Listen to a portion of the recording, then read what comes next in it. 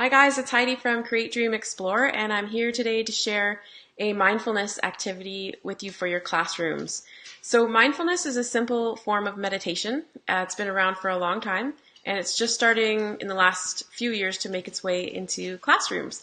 And for good reason, teachers are having great results. So mindfulness in the classroom helps to promote a sense of calm. It helps students to learn how to pay attention and how to control their attention. And it also helps students and teachers to manage stress. So I'm not going to go into much more about what mindfulness means. You can find tons of articles around the internet.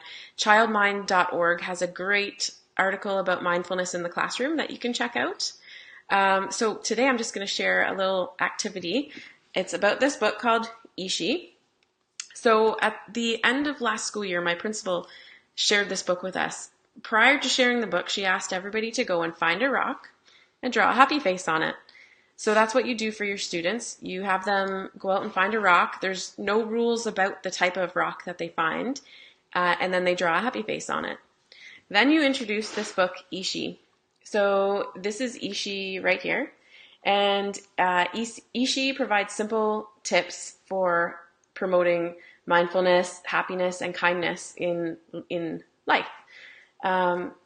So once students find their rock and make the face on it, then they need to name their rock.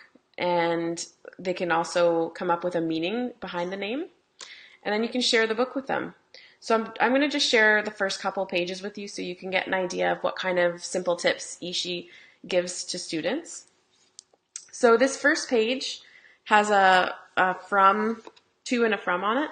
The idea behind this book is that you're meant to pass it on.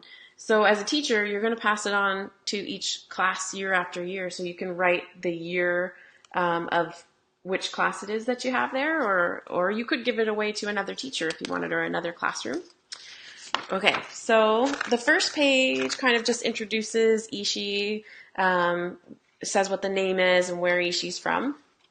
Then after that is when the tips start. So when something feels impossible, I sleep and rest and I try again the next day.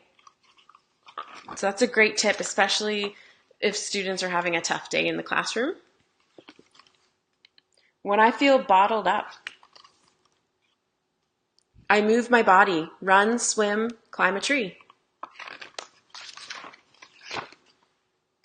When I feel stinky, I treat myself to something yummy. Okay, so the book goes on with other great tips like that. So I'm going to do this in the first week of school, but you can do this at any point in your school year to help promote mindfulness.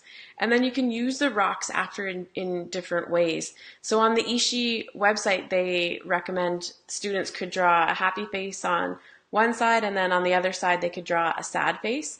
And if you do a community circle or a class meeting, students can hold up their rock to show which fate, like how they're feeling at the time, and then that can promote some discussion to find out why students are feeling a certain way.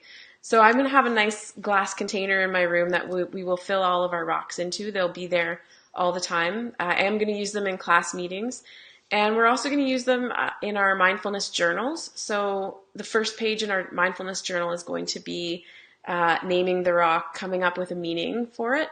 And then there's all kinds of activities on ishitherock.com that you can try as well. And I'm going to write a blog post with some more ideas and activities that I'm going to do as well that include the rock and some other activities for our mindfulness journals. So if Ishi is something you'd like to do in your classroom, you can check out my affiliate link above to check out the book. And I hope that your students love this book, Ishi, as much as I did. And I'm pretty sure they will.